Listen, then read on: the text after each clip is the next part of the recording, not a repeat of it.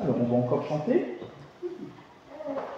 Un dernier cantique avant de laisser la place à Albert pour la prédication. Douter de Dieu vaut mieux que la vie.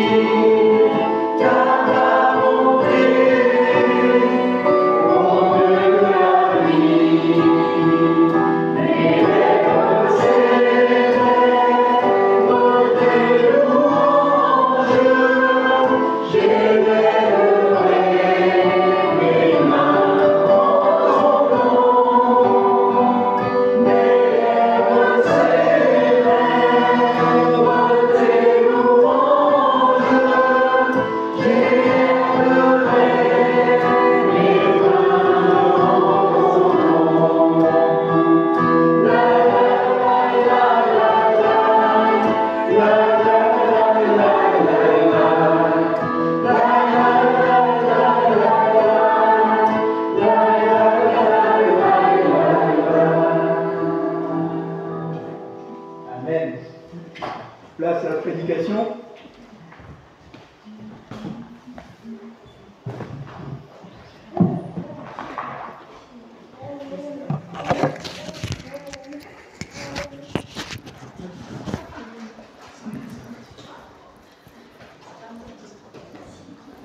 Bien, nous allons continuer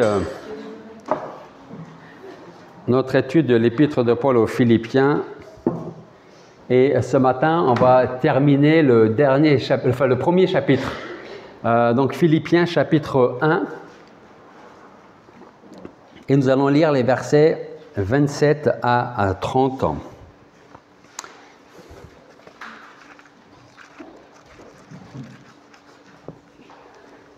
Philippiens chapitre 1, versets 27 à 30.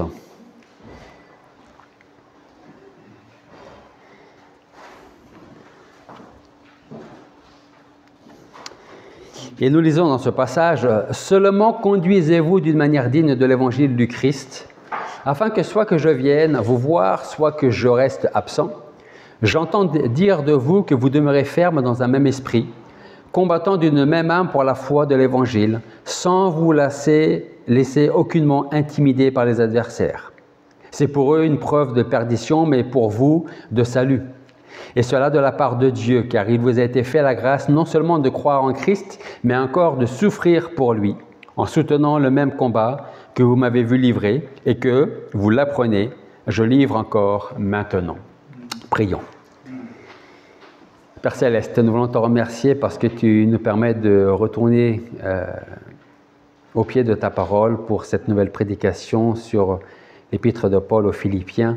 Et nous voulons vraiment te demander de nous disposer favorablement pour, une fois encore, que tu veuilles parler dans nos cœurs, nous disposer à retenir et à mettre en pratique ce que nous allons entendre de ta part, Seigneur.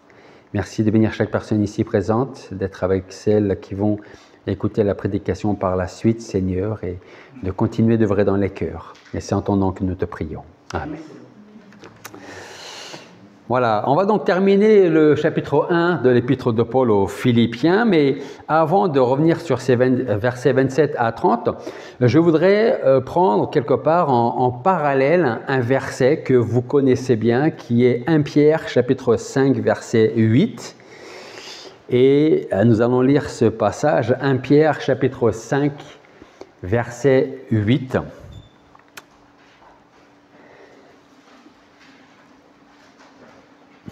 Alors peut-être que certains, sans avoir à chercher la référence, peuvent connaître, ou connaissent même le verset en question.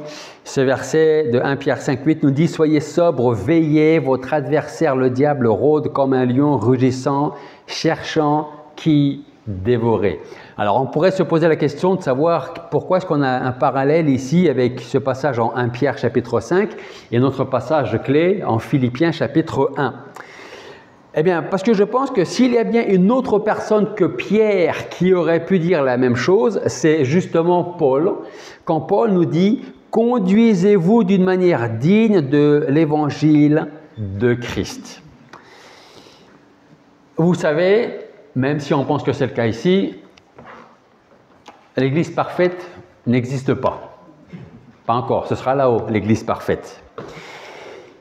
Je vous dis ça parce que une des églises les plus mûres spirituellement et que l'on retrouve dans la parole de Dieu, dans le Nouveau Testament, c'est bien celle de Philippe.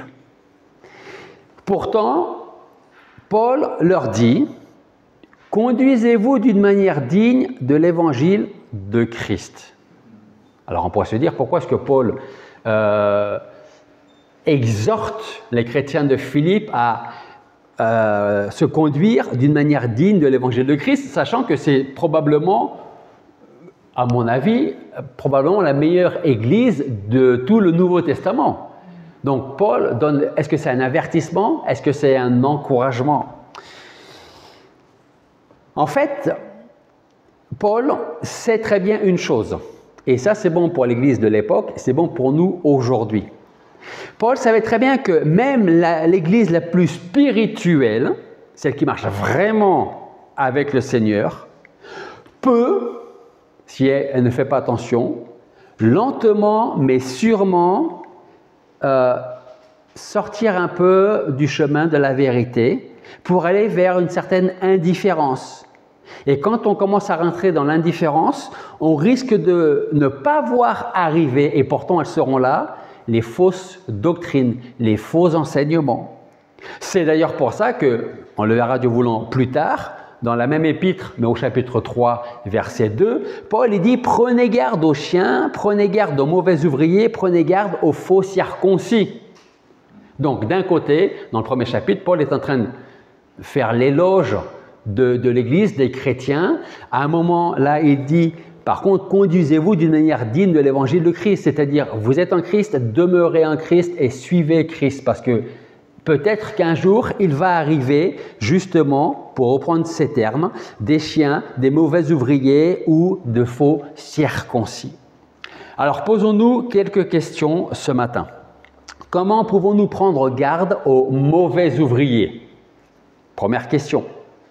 Comment prendre garde aux faux enseignements? Ça, c'est la deuxième question. Donc, nous lisons au début du verset 27, « Seulement, conduisez-vous d'une manière digne de l'évangile de Christ. » Donc, je répète la question, qu'est-ce que Paul veut dire? Exhortation, avertissement, vigilance.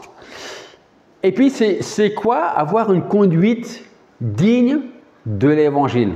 Je pense que si chacun devait marquer sur un petit bout de papier ce que selon lui, ça veut dire avoir une conduite digne de l'évangile, je pense qu'on aurait des réponses communes, mais on aurait aussi des questions, des retours divers. Posons-nous également la question de savoir si notre comportement est digne de l'évangile. Donc, en fait, un mot pourrait répondre ou résumer ces questions-là. Ce mot, c'est fermeté. C'est quoi la fermeté? Est-ce que quelqu'un peut me dire ce qu'est selon lui la fermeté? Pas la fermeté bibliquement parlant, mais la définition de la fermeté.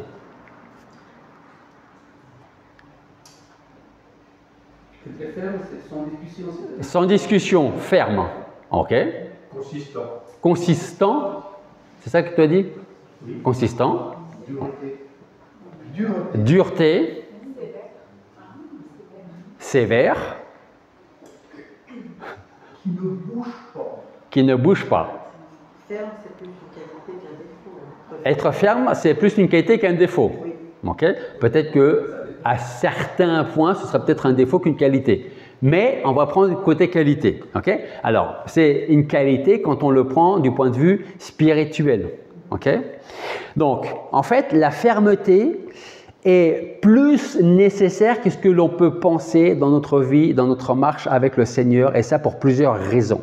Pourquoi? Si on n'est pas ferme dans nos... Merci, mais avant de poser la question, qu'est-ce que Dieu attend de nous? Dites-moi, 2 ou 3... Il attend certainement beaucoup de choses de nous. Je ne dis pas qu'est-ce que Dieu attend de moi, qu'est-ce que Dieu attend de Nina. Qu'est-ce que Dieu attend de nous, chrétiens? 1 ou 2 idées comme ça. Obéissant. Un modèle. Obéissant, un modèle. Nous le glorifions. De le glorifier. Ok? Confiance. Pardon? Confiance. Avoir confiance. Ok? Donc, si nous ne sommes pas fermes dans nos convictions, encore faut-il en avoir, nous serons semblables à ces gens qui ne sauront pas où donner de la tête. Qu'est-ce qu'il faut que je fasse? Qu'est-ce qu'il faut que je croie? Parce qu'avant, je croyais ça, mais maintenant, j'ai entendu un autre son de cloche. Donc, est-ce que c'est la vérité, elle est là? Est-ce que la vérité, elle est là? Où est-ce qu'elle est? Vous voyez, commencez à voir l'intérêt de la fermeté dans notre vie. Par contre, si nous avons de la fermeté dans nos convictions, alors nous ne serons plus des petits-enfants flottants, emportés à droite, à gauche, à tout vent de doctrine, par la tromperie des hommes, par leur adresse à séduire artificieusement. C'est Paul qui parle aux Éphésiens, Éphésiens chapitre 4, verset 14. Ce qui revient à dire quoi? Que grâce à notre fermeté, eh bien, notre foi va être et doit être enracinée, fondée, affermie, vigilante. Si notre foi, il n'y a pas ces 4 composants dans notre foi, alors on a une foi théorique et pas une foi pratique. Voilà pourquoi Paul parle de fermeté. Par exemple, si vous voulez chercher avec moi, Colossiens chapitre 2, versets 4 à 8. On va voir ici cette idée de fermeté et en même temps cette foi qui doit être enracinée, fondée, affermie et vigilante. Alors pendant que vous cherchez Colossiens chapitre 2, versets 4 à 8, notre foi, je l'ai dit, doit être enracinée, fondée, affermie, vigilante dans la parole de Dieu et seulement dans la parole de Dieu. C'est pour ça que Paul dira aux Colossiens, chapitre 2, verset 4, « Je dis cela afin que personne ne vous trompe par des discours séduisants. » Si on ne veut pas être, pour reprendre les termes, trompé par des discours séduisants, il faut connaître la volonté de Dieu, il faut connaître la parole de Dieu, il faut que nous ayons des convictions, il faut que notre foi soit enracinée, fondée, affermie, vigilante. Il continue au verset 5, « Car si je suis absent de corps, je suis aussi avec vous en esprit, voyant avec joie le bon ordre qui règne parmi vous et la solidité de votre foi en Christ. » Ou fermeté, vous voyez, solidité, fermeté de votre foi en Christ. Ainsi comme vous avez reçu le Christ Jésus, le Seigneur, marchez en lui. Verset 7, soyez enracinés, fondés en lui, affermis dans la foi d'après les instructions qui vous ont été données et abondez en actions de grâce. Verset 8, prenez garde que personne ne fasse de vous sa proie par la philosophie, par une vaine tromperie selon la tradition des hommes, selon les principes élémentaires du monde et non selon Christ. Si notre foi n'est pas enracinée, fondée, affermie, vigilante dans la parole de Dieu, si on n'a pas de conviction, ben c'est peut-être parce qu'on est chrétien depuis 24 heures. Ça peut être compréhensible. Okay? Mais je pense ne pas me tromper en disant que vous n'êtes pas dans le Seigneur depuis moins de 24 heures ici. Ni vous, ni moi d'ailleurs. On revient à notre passage en Philippiens chapitre 1, verset 27. Le début du verset 27, donc, qui nous dit « Seulement conduisez-vous d'une manière digne de l'évangile du Christ ». Si se conduire d'une manière digne de l'évangile de Christ, c'est être ferme quant à notre foi et à nos croyances ou nos convictions, c'est aussi vivre comme des fidèles citoyens du ciel, parce que c'est ce que nous dit Paul en Philippiens, justement, chapitre 3, verset 20, où il dit « Pour nous, nous sommes citoyens des cieux, d'où nous attendons aussi le Sauveur, le Seigneur Jésus-Christ. » Si nous voulons être sur nos gardes et ne pas être surpris par la venue soudaine de Christ, alors nous devons, je répète, être enracinés, fondés, affermis, vigilants dans la parole de Dieu. Vivre d'une manière digne de l'Évangile, c'est mener une vie conforme à la parole révélée de Dieu. Ça va impliquer vivre conformément à la vérité que nous trouvons dans cette même parole de Dieu. Mais vous savez ce que l'on fait parfois, et je pense que tout le monde l'a fait au moins une fois. On met de côté une petite vérité qui nous dérange. Ou si on ne la met pas de côté, on évite d'y retourner dans cette vérité parce qu'on sait que c'est la vérité et on sait qu'on n'est pas dans cette vérité. N'est-ce pas? Hein? Je ne vous demanderai pas si tous l'ont fait parce que je pense que tout le monde l'a fait. Okay? Après, on se trouve les excuses que l'on veut. Hein? Okay? Mais à un moment donné, on a tous fait ça une fois au moins dans notre vie. Donc, vivre d'une manière digne de l'Évangile, c'est vivre conformément à la vérité que nous trouvons donc dans la parole de Dieu, cette vérité que nous, alors prêchons si on est prédicateur, mais que nous apportons quand on témoigne aussi, que nous annonçons et que nous défendons.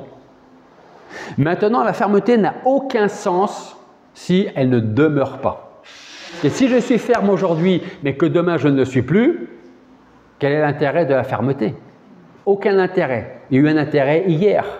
Mais si aujourd'hui je ne suis plus ferme dans mes convictions, il n'y a aucun intérêt et j'ai perdu le sens premier de la fermeté et de ma foi qui doit être enracinée, fondée, affermie et vigilante.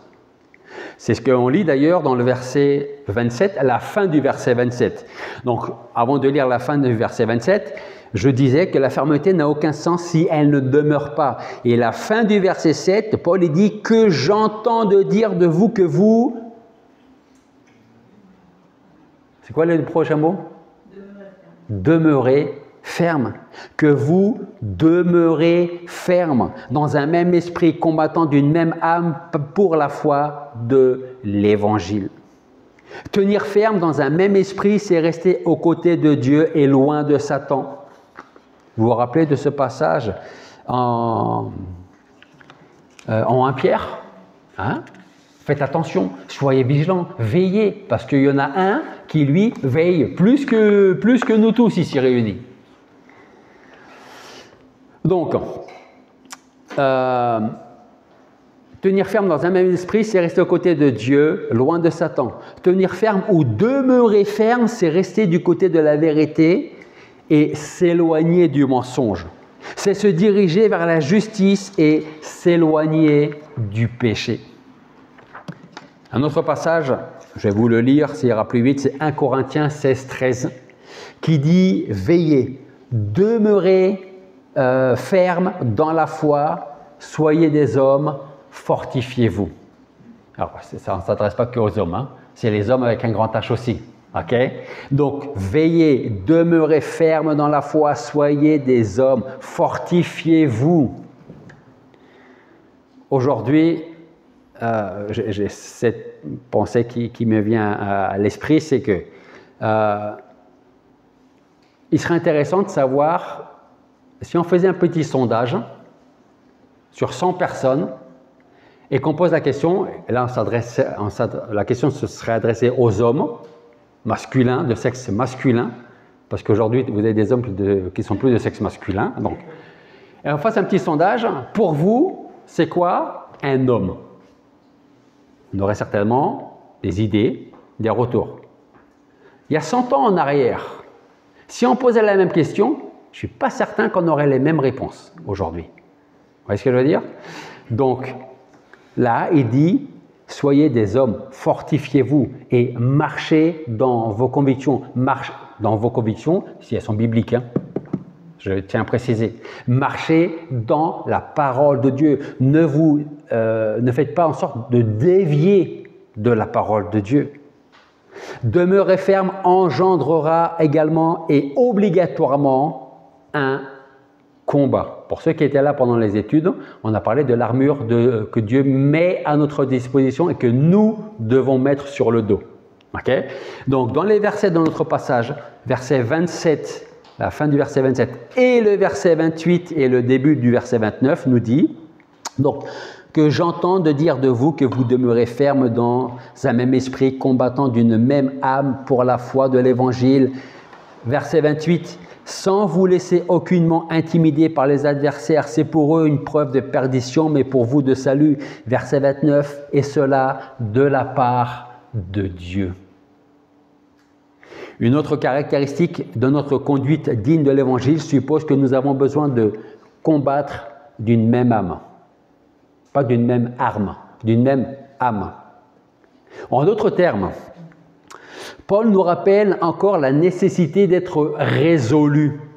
Nous avons besoin de nous souvenir qu'il y a de la joie dans notre vie, même lorsque nous avons à combattre contre l'ennemi. Personne n'aime les confrontations, sauf ceux qui ont un problème dans leur tête. Mais personne n'aime le conflit. On n'a pas envie d'avoir des conflits. On préfère vivre D'ailleurs, on préfère ne pas voir quelqu'un plutôt que de le voir et on sait que ça va rentrer en conflit, n'est-ce pas? Si nous sommes bien disposés là-dedans, on va se dire, pour l'instant, il faut que j'évite cette personne parce que sinon, et je n'ai pas envie de ça. Donc, naturellement, on n'a pas envie de conflit, on n'aime pas le conflit.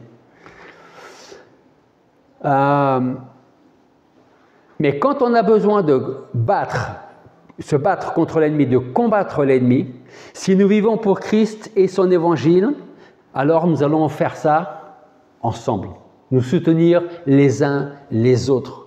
Nous allons pratiquer l'esprit d'équipe chrétien. S'il y en a un qui pleure, je pleure avec lui. S'il y en a un qui est dans la joie, je suis dans la joie avec lui. Si quelqu'un est dans la difficulté, eh bien, je vais rentrer dans sa difficulté pour essayer de l'aider également. Souvenons-nous encore que nous sommes citoyens du ciel et que nous devons marcher conformément à notre citoyenneté. Nous sommes membres de la même équipe, de la même famille et donc nous devons travailler en collaboration. Une église, s'il y en a 3 qui veulent travailler là, 4 qui veulent travailler pour ceci, un autre qui veut aller là-bas, l'église elle va partir comme ça. Je ne dis pas que c'est le cas de notre église, hein, Dieu merci. Mais une église ne peut pas fonctionner comme ça. Tout comme une famille ne peut pas fonctionner comme ça. Chacun ne peut pas faire ce qu'il veut ou ce qu'il a envie à la maison. Sinon, il y a certaines familles déjà qu'il y a beaucoup de mariages qui se finissent en divorce. Vous imaginez si chacun faisait ce qu'il voulait en plus? Les parents, les enfants, les grands-parents. Moi, je ne voudrais pas vivre dans une famille comme ça. Hein. Verset 29, dans notre passage. Quand je vous dis que justement, on a besoin de combattre en équipe, le verset 29 nous dit « Il vous a été fait la grâce non seulement de croire en Christ, mais encore de souffrir pour lui. » Alors, c'est vrai que celui qui ne connaît pas Dieu, qui ne connaît pas la parole de Dieu et qui se dit « Tiens, je vais l'ouvrir au hasard » et qui lit Philippiens chapitre 1, verset 29, et qui lit « Je vous ai fait grâce », c'est bien ça, non seulement de croire en Christ, mais aussi de souffrir pour lui.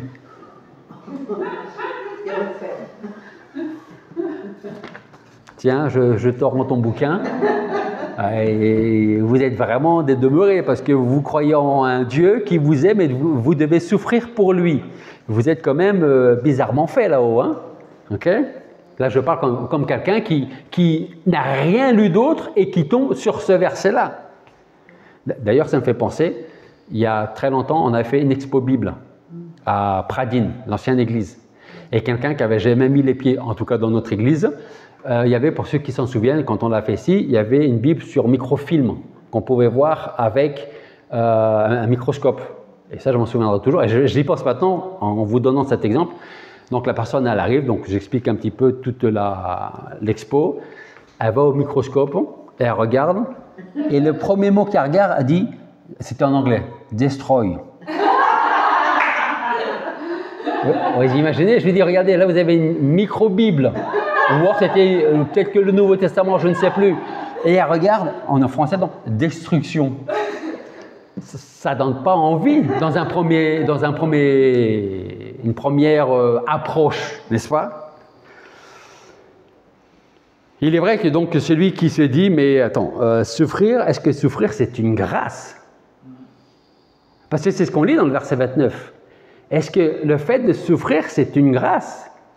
Est-ce qu'on le voit, nous, comme une grâce, premièrement, ou est-ce qu'on le voit comme quelque chose de pénible et de difficile et de compliqué, et de quelque chose qu'on se dit, ben, moi, je vais me contenter de venir à l'église, écouter, prier et repartir à la maison.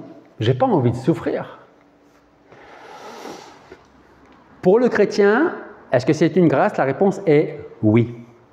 Si nous souffrions pour nous-mêmes, où serait le privilège?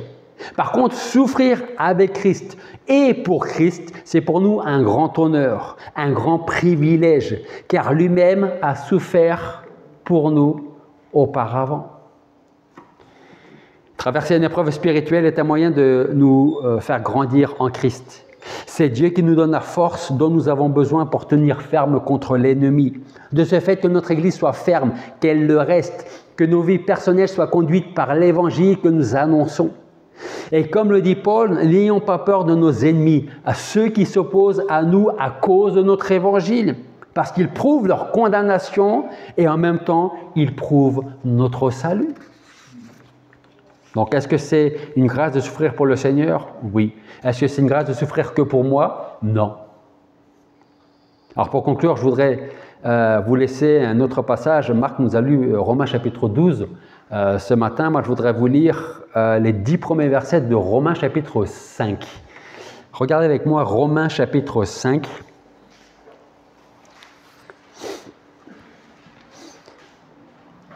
Versets 1 à 10.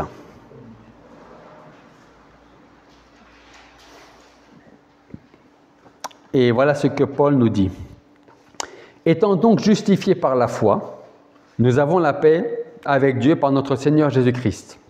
C'est à lui que nous devons d'avoir eu par la foi accès à cette grâce dans laquelle nous demeurons fermes et nous nous glorifions dans l'espérance de la gloire de Dieu. Bien plus, nous nous glorifions même dans les tribulations, sachant que la tribulation produit la persévérance une fidélité éprouvée, la fidélité éprouvée l'espérance. Verset 5, « Or l'espérance ne trompe pas, parce que l'amour de Dieu est répandu dans nos cœurs par le Saint-Esprit qui nous a été donné. Car lorsque nous étions encore sans force, Christ, autant marqué, est mort pour les impies. À peine mourrait-on pour un juste, quelqu'un peut-être aurait eu le courage de mourir pour un homme qui est bon. Mais en ceci, Dieu prouve son amour envers nous. Lorsque nous étions encore des pécheurs, Christ est mort pour nous. » Paul, là, il dit à la fin du verset 7, peut-être, c'est même pas sûr, peut-être que quelqu'un aurait le courage de mourir pour un homme qui est bon.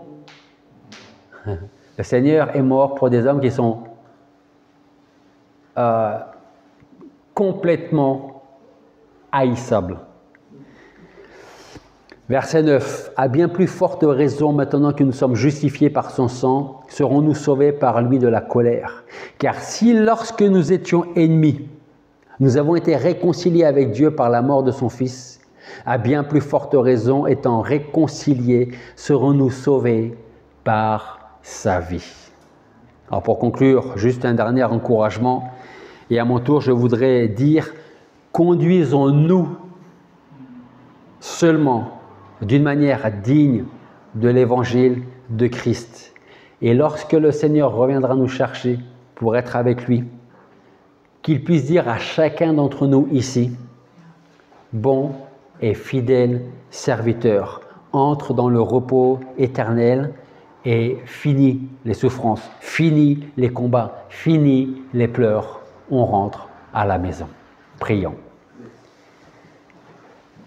Père Céleste, nous voulons te remercier parce qu'en effet, tu nous as fait cette grâce de pouvoir te connaître et encore plus d'être connu de toi. Tu nous as accordé ton Fils Jésus-Christ, tu nous as donné sa vie. Il a souffert pour nous. Alors comme nous l'avons lu, c'était une grâce de pouvoir souffrir pour lui, dans notre vie, dans notre marche avec lui. Et même si le monde prend ça pour de la folie, nous savons que c'est une grâce que tu nous accordes. Et un jour, alors, lorsqu'il reviendra nous chercher, nous serons réunis dans la paix. Fini les tourments, fini les épreuves, fini les souffrances, la maladie. Nous serons réunis pour l'éternité auprès de toi. Alors merci Seigneur de nous aider en tant qu'Église à toujours regarder vers toi, à marcher d'un même pas, d'un même esprit, le tien. Et que nous puissions, lors de ton retour, ne pas être surpris par ton retour, mais qu'au contraire, nous puissions dire, nous t'attendions. Et maintenant, nous rentrons à la maison. Merci de bénir chaque personne ici présente, d'être avec celles qui n'ont pas pu être là, celles qui viennent d'écouter cette prédication sur Internet. Et merci de continuer de travailler dans les vies, dans les cœurs. Et c'est en ton nom que nous te prions. Amen.